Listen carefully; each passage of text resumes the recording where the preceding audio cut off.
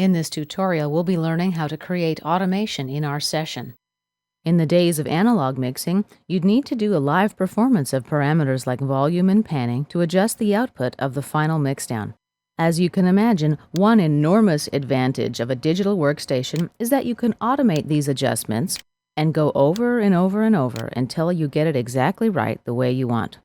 Programming these adjustments in volume, panning, or any other real-time plugin over the course of your song is called creating or writing automation.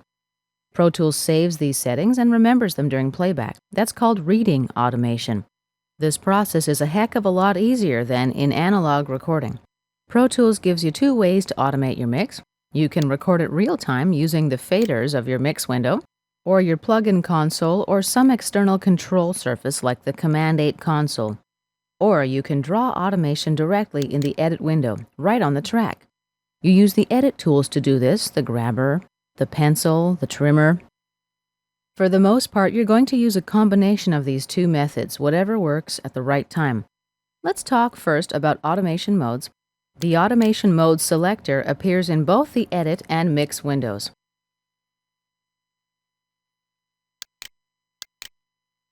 Here it is in the Mix window. Auto Read is your default option for new tracks. This mode will play all enabled automation on a track. Auto Off disables any automation on a track. In Auto Touch mode, automation is recorded only if you move the fader.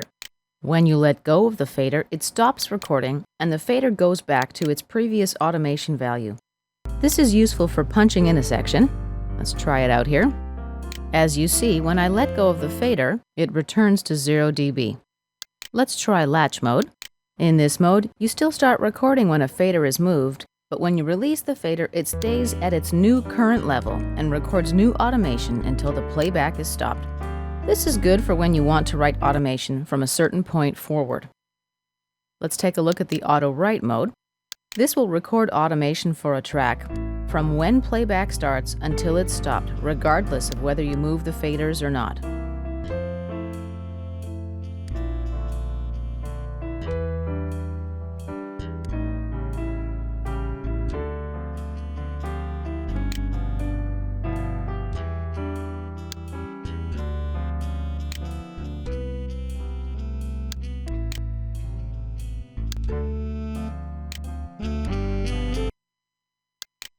HD systems will have another option called Trim. This applies relative value changes rather than absolute changes. This is good for when you want to write automation from a certain point forward. In M-powered and LE systems, you can achieve something similar using the Trim tool. Simply drag a section up and down to scale it appropriately. You can select a range, and then trim to scale it up or down as well. Pro Tools gives you one convenient window for managing all of your automation. Window, Automation. From this console, you can enable or disable automation across all your tracks. I can suspend all automation, or you can suspend automation by category, volume, pan, and mute for track outputs, and any enabled plugin parameters. Level, pan, and mute for sends. This is a good place to check for some global issues in case your automation doesn't seem to be playing. Each track's output window has an Automation Safe button. If you enable this, you won't be able to write any automation to this track.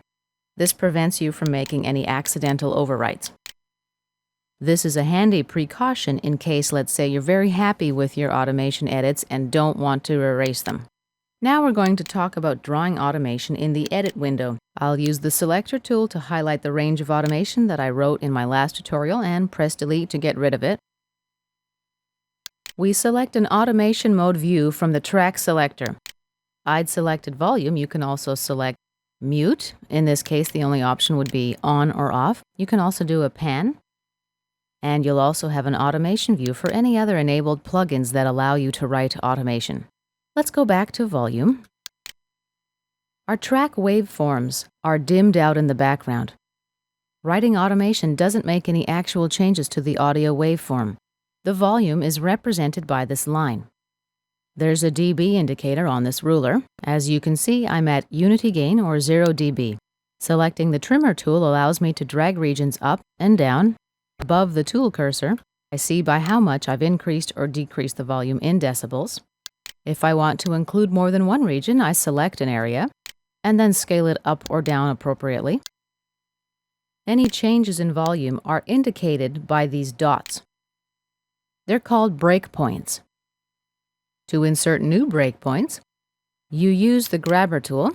Simply click it on your volume graph line and drag it up or down. As you can see, you have a lot of flexibility here, and this happens to be the most common way to write automation. You can also draw a fade out using the line, shape, and the pencil tool.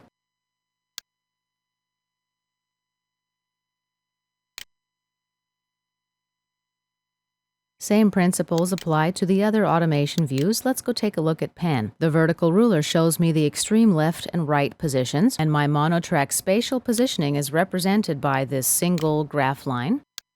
I will simply drag and drop my points. To delete a breakpoint, you can Option or Alt-click it.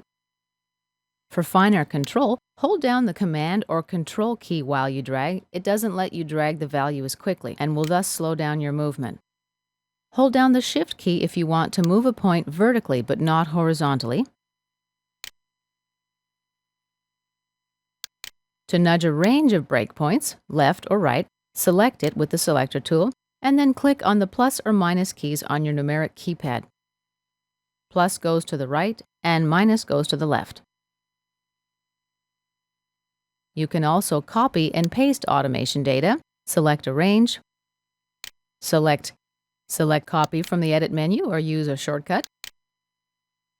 Select a new location for pasting and use a shortcut key or the edit and paste command to drop your new automation in place. There's no change here to the audio regions. I've just pasted the automation only, not the audio regions. However, the reverse is not true. If you copy and paste or drag audio and MIDI regions, the automation data comes with it.